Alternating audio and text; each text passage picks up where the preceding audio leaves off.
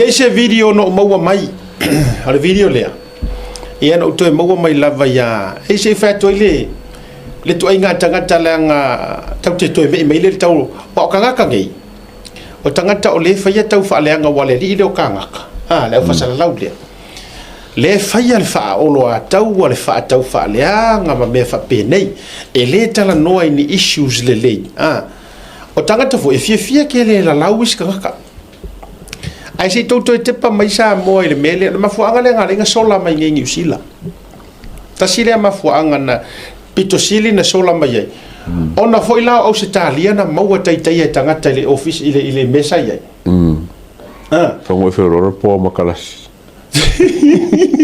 la va tu no ta mai video dia fa tai tu risile to fa mana tu mo ta tu mai video dia can we have the video played fa mo le Carl o le video lea wonat o se ainga o le no iai ona o la tupe wa fiu e fatali le unga o la tu pepa na fai re ula lea te auskalia ke mine le isola mai nei ya sila mai ko ke ro ko inga ka ro puro so wa fiu tu kire ka no ni pero o le wo trespassing my in my office. I'm not trespassing. Yes, you are. I'm a woman for that more get from. So what's happening now is there a woman for you people of I'm going to make it. Well, for my yard. You're not for you go find. They said that. They said I'm finding last week.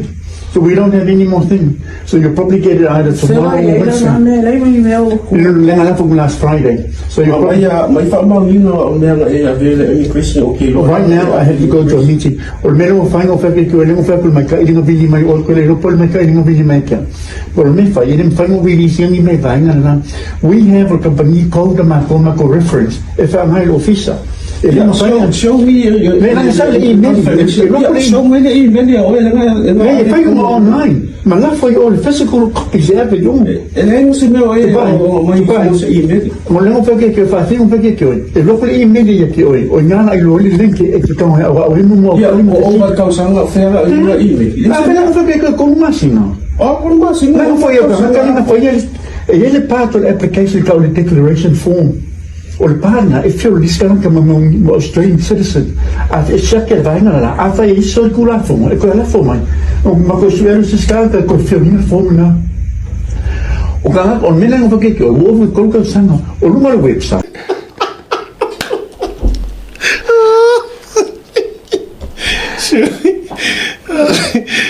fa pena ko ka be ko mo ia mo lo fe do inga ele lan mena la mo ma firo inga ele o ku sa mo wa Oscar ele o ku sa wa ma firo i ku so rai ku ko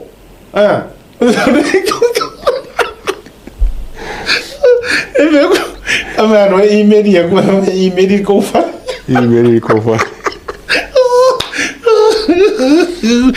oh my good boy surely but officer fa yanga lo nga trespass yang client trespass yang client in office ofia what do fa fonga sa mo to sila ile ko ai nga ka is gone Ole makua professional scammer kailo foi ka share so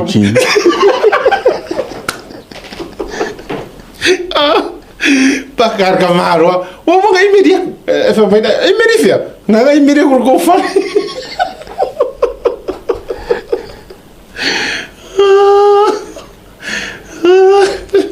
Maua Le lo marca mo me isa. Oh my good boy. Allah. Wa ko Samoa wo to sila lai le tu inga tangata. Ave la fa ku ka ia ka yo. Pau all he needs to do show alia show la we medi fai vai there show la medi le ai fa ko fa mai inga medi ko ko fa medi fela show me medi fa mai online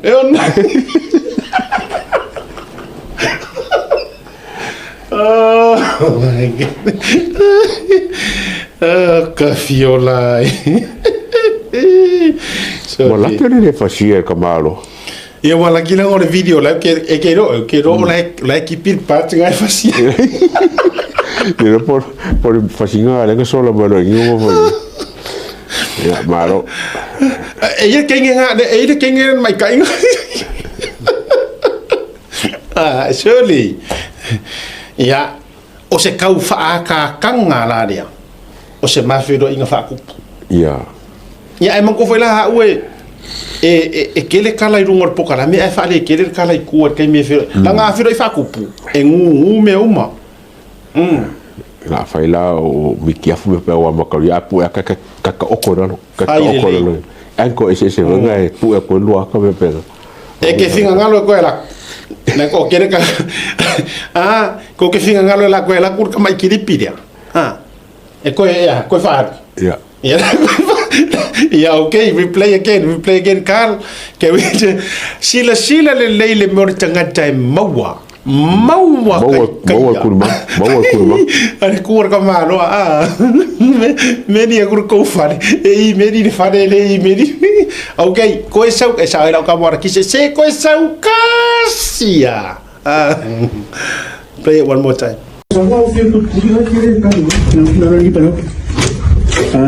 Oleh walau trespassing mai ilmu ko officer. I'm not trespassing. Yes, you are. Nang alam mo pagkakang mo market fund. So what's happening now is there low mga for you people of how did I make it? Wala for maya. They left for go fund. Listen that. They must have been fighting last week. So we don't have any more thing. So you'll probably get it either tomorrow or Wednesday. Last Friday. So you'll probably... Right now, I have to go to a meeting. Olmero will find out if I can make a really my old colleague, really make it. Well, if I didn't find really see me, we have a company called the Mako reference. If I'm high officer. Show me show me the email. If I go online, my love for all physical copies have it on. And I was email email. Well, don't forget if I think forget you. The local email you or not, I will link it to come out. Over thousand of fair email. I don't forget to go machine. Oh, machine. Now for you, it is a part of the application called the declaration form. O le pana e feo liskana ka mamang Australian citizen at e shaka vaina la afa e so kula fomo e ko la fomo o mako suero se skaka ko feo ni fomo na o kana on mena ngo ke ko wo ko ko sanga o lu mal website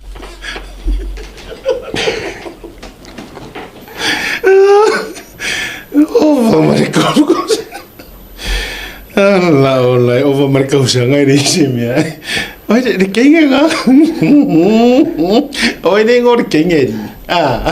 Essa aí pequeno. É o meu. Nga usunga kama meye.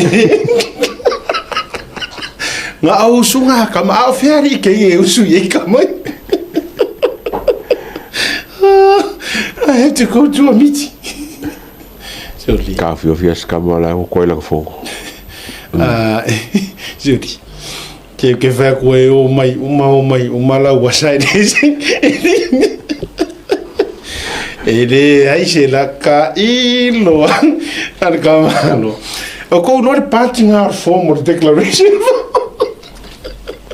nanga yele makoko soli caílo se pepelo la wasale anga o ngi usila o le la wasale o Oscar Awoisa ya watou sila i more tangata ai maua kai le ala lea o le ala o te fai atuai fai pea lo tau fa leanga fai pea le wa vatu la u tatalo atu le atu no le si tau fa mata u le tau le tau fa mata le tau te fa fonga mai o te fia i lo tonu pei o ngā lui esi kama sia masi e ki fiaru foi fa pea o malava mele o te fia mana iai o te fia mana o so walu foi fa pea visit va fa kai thank you fonti tourisi le wa ya mai le proof for o mana onga o te fia o foi fa pea iai lo na officer o te fia trespass foi fa pea iai ma so walu foi vai le ko sisi la mai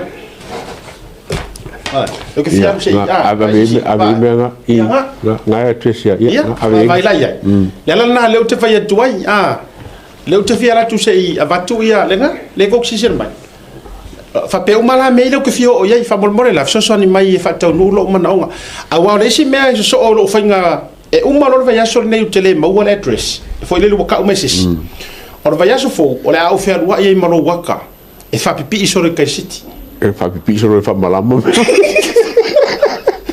honest fa so solo I teri ma fa pe o ele mo fai o faia I would do that e uma lo vai aso le nei ele ai se so ta inga menga se silanga wo fia serve pe pa ia mo fialu le yo pepa mo fialu se ave ai lango le fa mai o le DNA o kamo le la o mea uma na tu fialu se fa mata ia se fa kilo cafe o Queen Street foi le avela le e misi no la mar vai aso le nei o tele Maua se mau fa to toina po se fa inga po se me ono fono foi la ngai kuaila so rufu kasi le fa marenga le ru ka nga kai ka wi o fa sigonga ona o fer wa ilo le o le a faile me foi le most wanted posters dead or alive le mo ya la wa le fa pi solo watai tai fa pi solo watai pamkesi inveske io e o inveske au kilani honest la wa le fa pi solo watama tu yai o le con man o le scammer io ne la tango fa pi mo tango e tu yai maleta le mele na va tu nei e vai la ka ko ye la walu fo ye so e ia me o fale te telefone na ye kai ka ulanga le screen ke kele bora phone ma se I play ma ye media ku fo taxi abe taxi voi mo lo ko le ko mo no la walu la e tu fai ave taxi o ave upa o meu clinic e o fo to tonu official le working income e la wole fa pi e ke kofu ko ko la pi mai lo wata ia ma fa ba I me foi koko le mai koko e fe o ika o le karanga de la fa ya oi ai ele se la utala le o titalu sanga tu le mano le tunu fa mo le asi la fia me no foi ia Kanaka o te fia lo se e po ya ke lo le fa ngor po kala me foi le chita mangua kamalanga o kakeo le lei ala live lai po fa por home absolutely but John Campbell hol be le alive le lei le fio inga su e live o su e recorded e vai mai le tu la tato wo su e tele oi wa to inga melia o le sila me manga ya e ia kua male lang suar malo sa mo su le mo ko ia la mo ka bien malo sa mo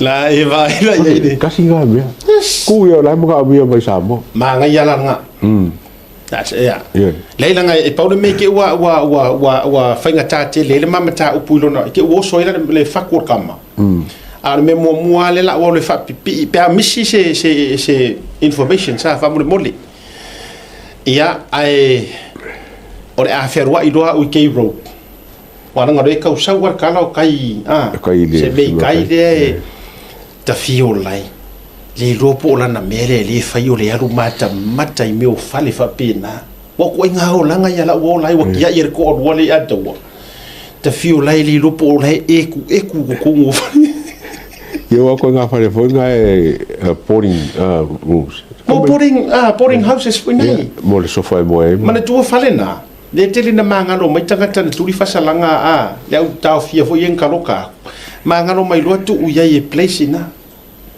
le lai no fo fa homeless ai te vai o ia I fa metalanga mai le melena le na vai ai tai le courthouse I tai okilani ole va inga na vai tangata ole homeless I ofu no fai io ai fusi uma le vai pe suka mas puro no ia le na vai la tato e o ata foi la ia le asu e ai ole asu e yonata io le la su ele le yonata ia matulanga fa pena e tusa pe te whaaliu whawhawhine mai o fuoromu o ke mau awa kasira awa fuor kamasa whawhawhinge yanga show wala ngo benga le e mauti noa la o le fiu tātou e su e le aso lea ai wherurua i mai si oromu e mau ki ngoa e sau e wherua i le oromu ulu la kikira na mata la iai e pipi iai le lost and found ya e se pada mo fango e fai okay o mo fanua fa fonga mai tātou vaenga le pe a fa pe uma e le sesi na te ta ua mese address fa fonga mai moro tui vai singano mo fanua o le tātou ward tātou folengi tofu mai le tangata maleata o kuainga o vainga ese uma sa tātou last seen him o vainga ese uma lena tau fai printed umai lungo pepa tātou wolo lea o le tātou wolo su enga le la su e la se vai la iai le li mai dia ai su e rega kamaru los ai o le ke kusi present ale ku le ko ke kusi ngau le ya ngau le ya pe pai can show me the camera ngau le ya pe pai ya kusi ro sofa no ka ko fioa i lo la ia le ole tatu wo su tele pe ia upua a herota a oto maua ona to foi mai le ta mai ya te au o a fo yo te fia watu mai fo atu ya te no winga la e faia la si mau ru ngor ma fero inga mau keli ya ai kiro la e siria kulo va veo ya ai a fanga ila ai mo ye mo fangwa my good foot kiro e feo lolo pe a o mo pe mo ye ye moro ye tui fa mo ye tui ai a mo la ye pig mama e mo ro ye pig mama oh my good boy and bad girl au kero longa e matua e tau te fiu e su e lai no fo le ye mo fo no if you go on so that's how far the day so e na fai tua ya mo fo no fa ngi mo lo e ro ko nga fa ngi mo ngala nga fi we su e po ferme o ye ala matua sa fa le mo fo no ile se nga po se minoi ya o le tu inga mela na le la tatu wan we loi le ye ma fo mai la nga ka ko wo so angi leo angi usi ko fa fo ile Australia ko fa fo ya e po su e Australia o le tatu nga luenga la le la tatu fai return him return to center la foi le ngol au la tipotis fo ye me mai o la refugee le o kako anga valanga return him ko fa fo ile suunga mai o ila fo ko fa se kusi alaxen ya o ke fa era ora fa kusi aveda ka ave fai ai ma ole la tatu sava Valley Street e sui la matua i tatu so ele le po fio e fa mo le tatu ye to te sirfia no honestly let us know messenger foi le matifia tu se yo ye se o se asika ma la nga le mo ka la ma